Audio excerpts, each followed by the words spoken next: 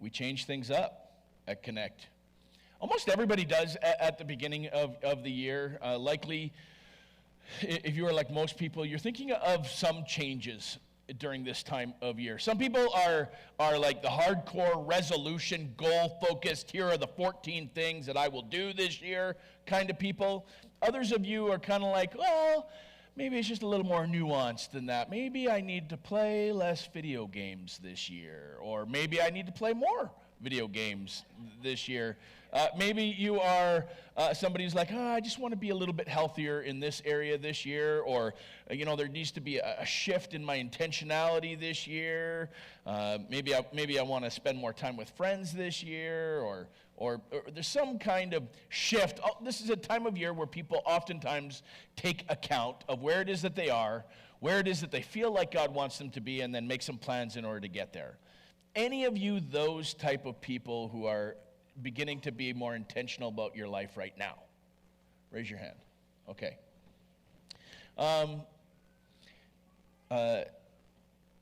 The mission of Connect Church, if you're just checking out Connect Church, every year we kind of have another look at what it is that we're about and what is it that we're trying to do. When I walked into this church for the very first time, I felt so at home as somebody who at the time wasn't following Jesus in any way, shape, or form.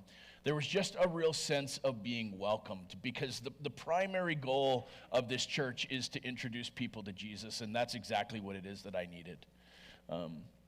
As somebody who would have called myself a Christian, but definitely wasn't doing what that verse said. I would have said that I believe, but definitely wasn't remaining in Jesus, wasn't remaining in relationship with him, wasn't doing the things that need to happen in order to be in relationship with somebody. I love the idea of going to heaven as a result of my belief. I love the idea of that. The get out of jail free card is fantastic. And I love that it is just by grace that I get to go to heaven. I don't have to do anything to earn God's love. He just loves me. But sometimes I got my theology messed up, and I didn't realize I kind of put that theology on my relationship with God, right? Where I don't have to do anything in order to have a relationship with God. I know, I'm one of those dummies. No, you actually do have to do something in order to have a relationship with somebody, right? How many of you know that that is the case? Okay, how many of you are married? Okay, how many of you know that marriage takes work, right? If you don't work on your relationship, then you don't have a relationship. Right? Does that make sense? Okay. Ultimately, our goal is to introduce people to Jesus here at Connect Church and then help them learn their identity. That the world likes to tell us a bunch of different things about who it is that we are. And to be honest, we like to tell ourselves a bunch of things about who it is that we are, when truly it's God who gives us our identity. That he created us as a child of God. He created us as a learner. He created us as, like it was set up there, a servant. But even more so, he created us as a friend. And so we have to learn our identity, because there are all sorts of external factors washing us into something that is contrary to what it is that God really believes for us and wants for us. And then finally, we want to encourage people to make a difference. That we want, did those never make it up there? There they are. That we want to see people sent on a journey of exciting God adventure. That ultimately you were born in this season during this time of the world with the giftings and talents that you have been given, because God has a plan and a purpose for your life. And so we want to help you understand and learn how it is that you can make a difference in the world. Now, as a result of that, we have some goals for 2023, and I'm just going to touch on them fairly quickly, and I should probably start my timer since that one is not working. I have 25 minutes now. That worked out great. I thought I had 25 minutes at the beginning, but now I just started it, so I have 25 minutes. Works out perfect. We have some goals this year here at Connect Church. I'm going to quickly kind of like fire over them so that we can get started with today's message. But the first one is that we need to hire some new staff. We've been short-staffed for about a year, like the rest of the world. everybody just a little bit short-staffed. We're looking for a new worship pastor. We had somebody hired from South Africa, an amazing guy, looking really good, and then out of nowhere, the government of Canada said no. So we're starting from scratch and looking for a new worship lead. We're also looking for a new children's ministry oversight lead, somebody who can speak vision and steer the entire ship there. We're looking for that right now. We are also hiring my son, Alec, is coming on staff. The directors, I know it's nepotism at its core. The directors really wanted to, saw something in Alec before he actually left this last time and said, if we don't snap him up, then somebody else will. I'm excited about bringing him on staff. One of his primary passions is reaching out to the homeless. What's the actual term for it now? The what? Underhoused. Thank you. The underhoused population in Cranbrook. And we have a lot of different ministries and people doing a great job of keeping homeless people alive. And not a lot of great ministries and people working to get homeless people off of the street and into homes, to see them healed and whole and understand their identity and see them freed from addiction and dysfunction and see them brought into a life of grace and mercy and connection to the God who is actually going to help them change, because we can't change on our own. And Alec has a heart for this. While he was in Hawaii, and this is our strategy. I'm going to give you our full-on strategy for it. Do you want to know what our strategy is to get homeless people off the street? Yes. Love them one at a time into something different. I didn't even think it was a strategy until I actually saw Alec walk it out in Honolulu, where basically what he did was, when all of the kids were going to the beach or all of the kids were doing other things, he'd head to the streets and just get to know people and pray and say, God, send me to who it is that you need me to be sent to. This isn't always the case. Sometimes there was a group of people who were doing this, and sometimes there was a team of people. Sometimes they'd do pizza once a week and share it, and a group of people going down together as a team to go and impact somebody.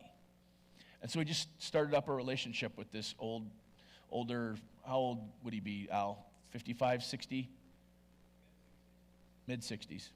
A fellow who had been on the street for years and years and years, and Alec just loved him, encouraged him, met with him, bought him dinner, got to know him, got to speak into his life as a result of it, and got to a place where he led him to God, baptized him, spent time with him, began discipling him, got him off the street and into a home.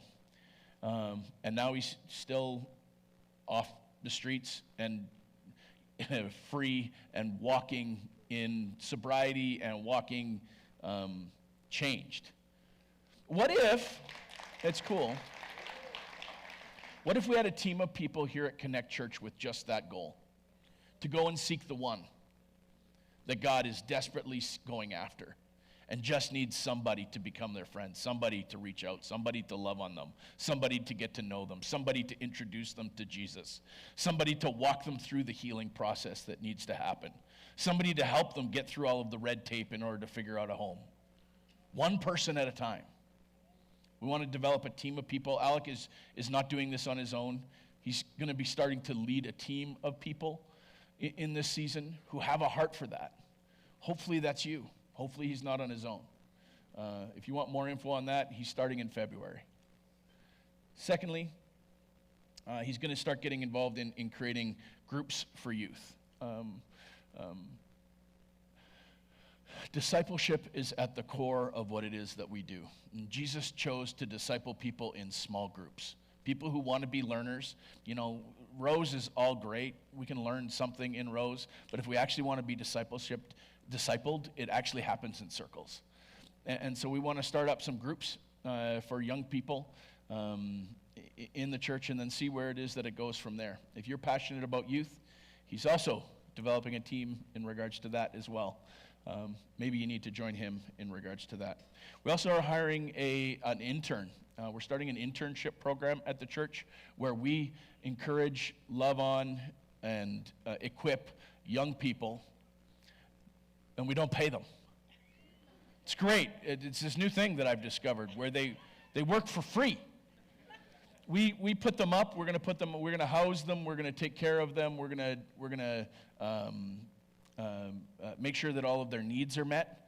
But they want to be equipped to learn what it is that their purpose is just a little bit more. And maybe it'll evolve into a job. Who knows? But we have one fellow coming from Toronto to join us. He'll be here in February, or just outside of Toronto. Sorry, Eve. Outside of Toronto, and then we're gonna hopefully grow that team as well. We're hoping to see new groups and new group leads this year. We're also, for this beginning of the year, really for the next 2 to 3 months, feel a real need to focus on prayer and the prophetic. Ultimately, I talked about change. I talked about things that need to shift. To be honest, the number one way that you're going to see shift in your life, the number one way that you're going to see breakthrough this year, the number one way that you're going to be able to make room for God in your life this year is on your knees. It's in the process of prayer.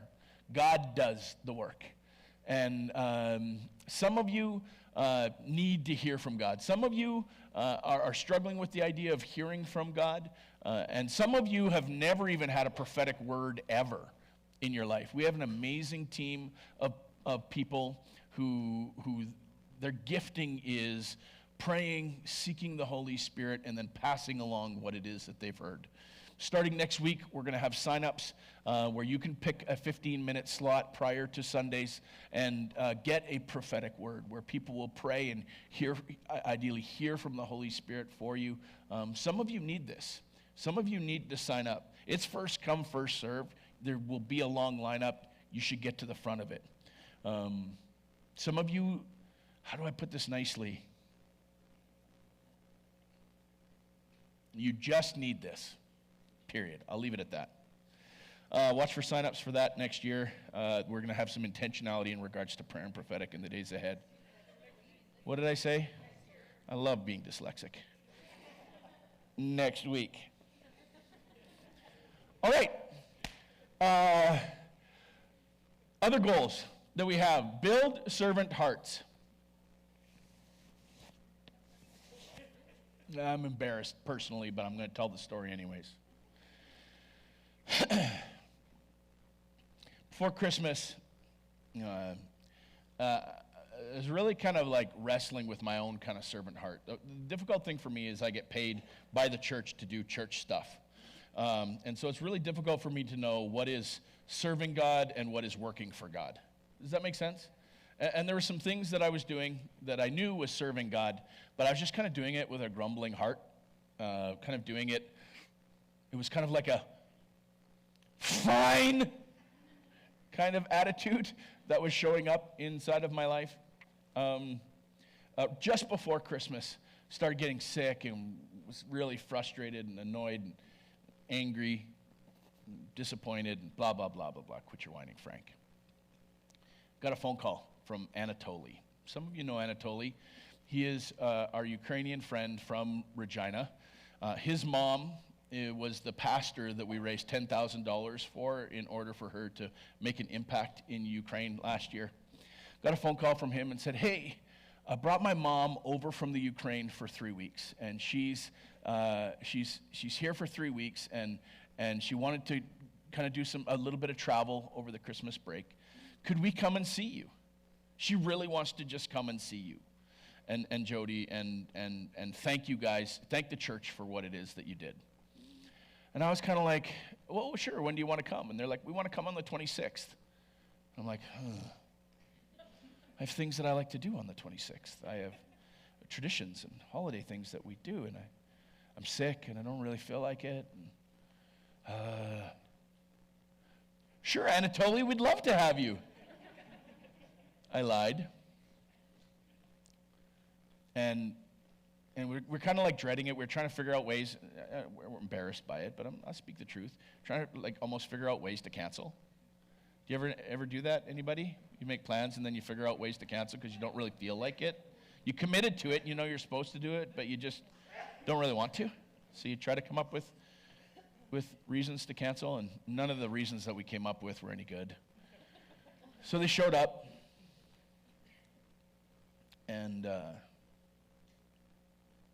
she began to tell her story.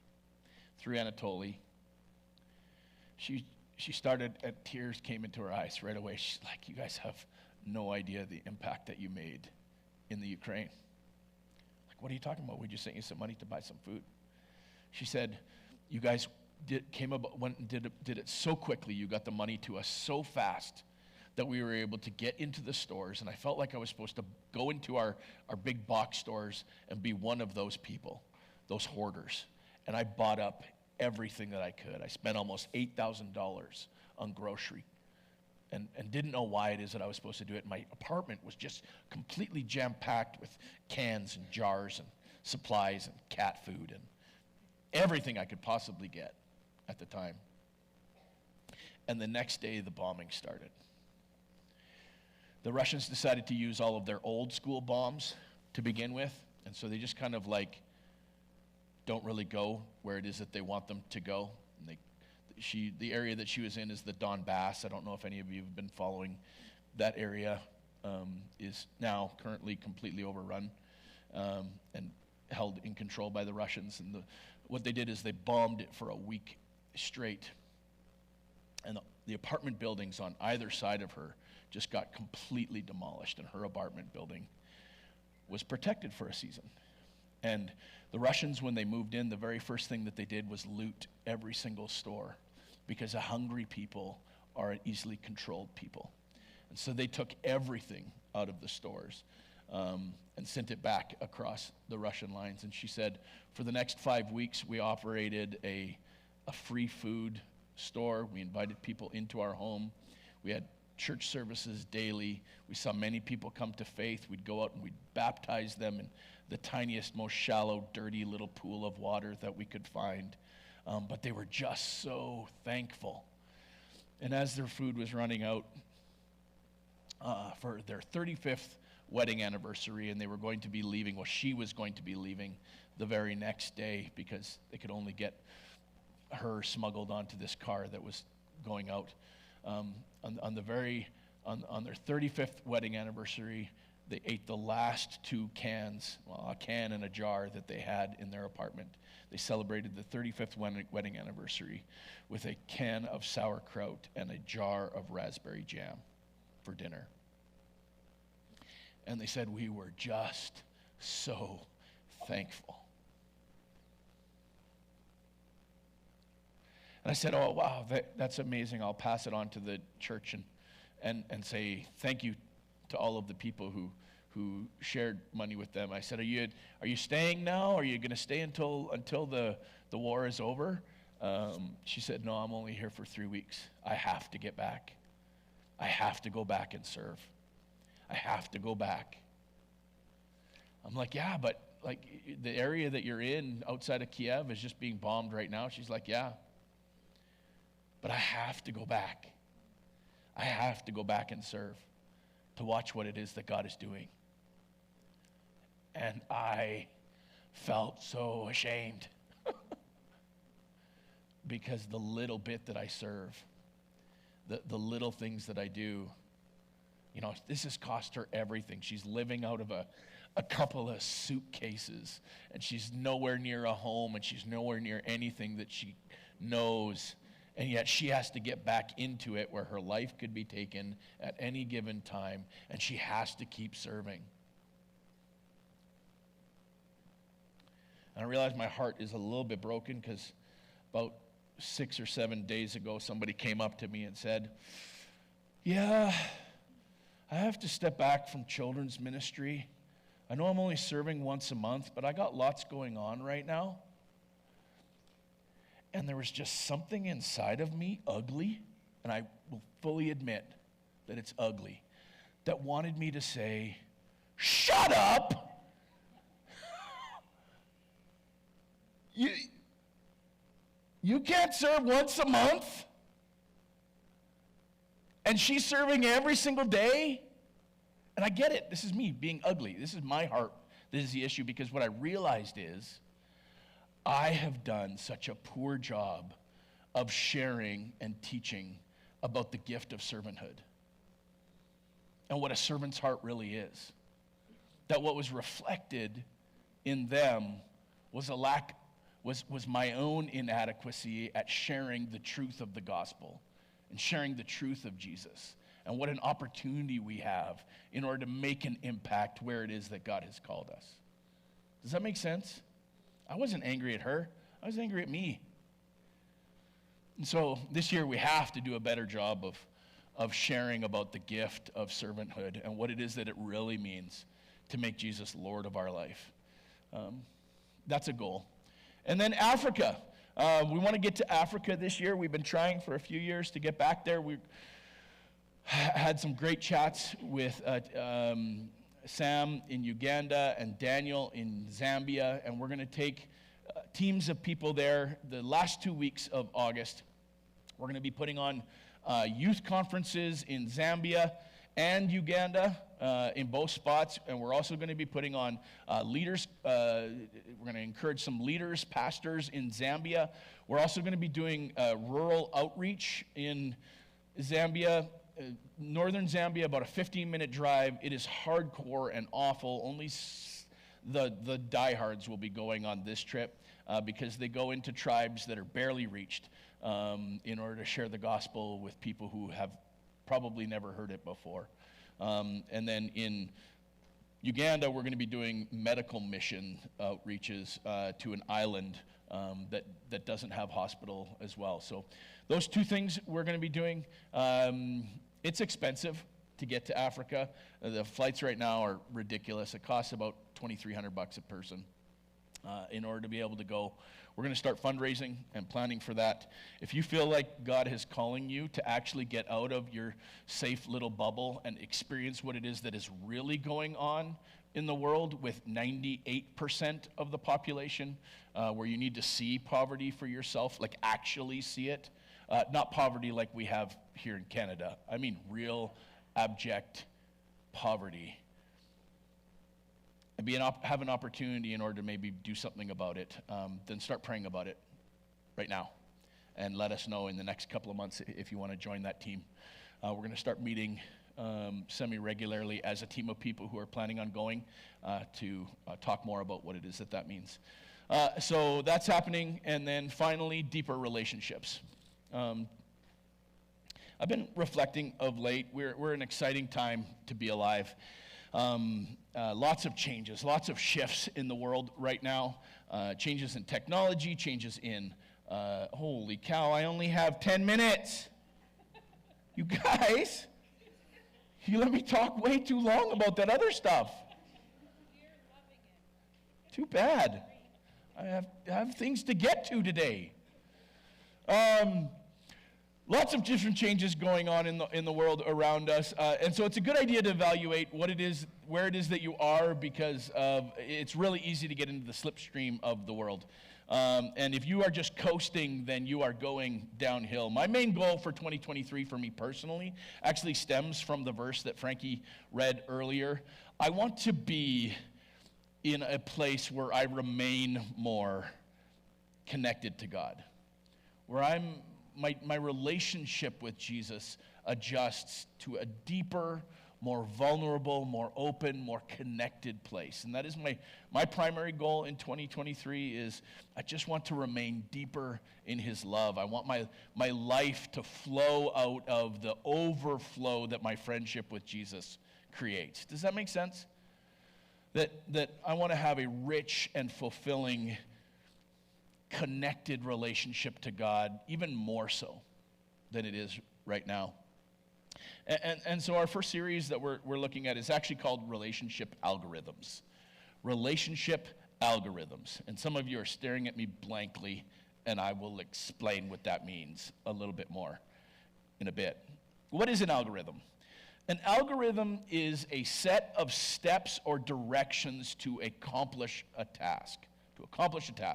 One of the simplest examples of an algorithm that probably most of us have had contact with is a recipe for cooking. That's an algorithm. It is a set of steps and things that you do in order to achieve an outcome. Does that make sense? We have algorithms all around us, especially in the world that we're in right now. Algorithms for NASA's using algorithms to arrange satellites above us, and our cell phone is filled with algorithms. Our cell phone camera, in order to be able to turn on, is using an algorithm in order to figure out our face, right? Or our fingerprint if you're old school on your phone. Every feed that you get on your phone or your computer, Facebook, Instagram, Netflix, TikTok, Google search history, is an algorithm designed to get you to stay on your phone or computer longer, to give you what it is that you need in order to keep you in front of the screen so that they can continue to plunk ads in front of your face, right? That's what the algorithm, its purpose is, give you what it is that you need or what it is that you think you need in order to keep you glued to the screen, right? The problem is oftentimes that's the opposite of what it is that we are created for, which is authentic relationship. That ultimately you were created for authentic relationship with God and relationship with others. The reason that you're taking breath right now is because God wants you connecting with Him. He wants you loving other people. It's all about loving God and loving others, right?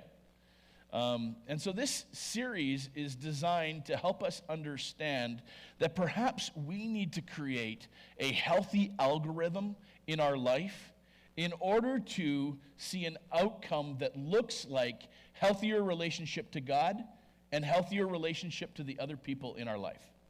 One of the things I most enjoy about my role as leader in this church is that I get to do premarital counseling. I have a love-hate relationship.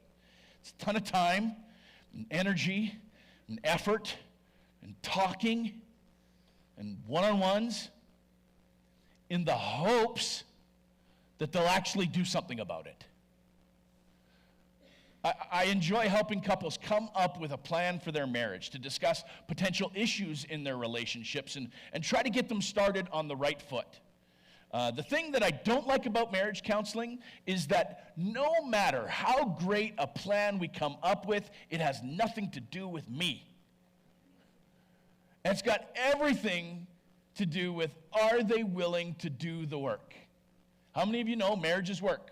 Talked about it earlier. Yeah.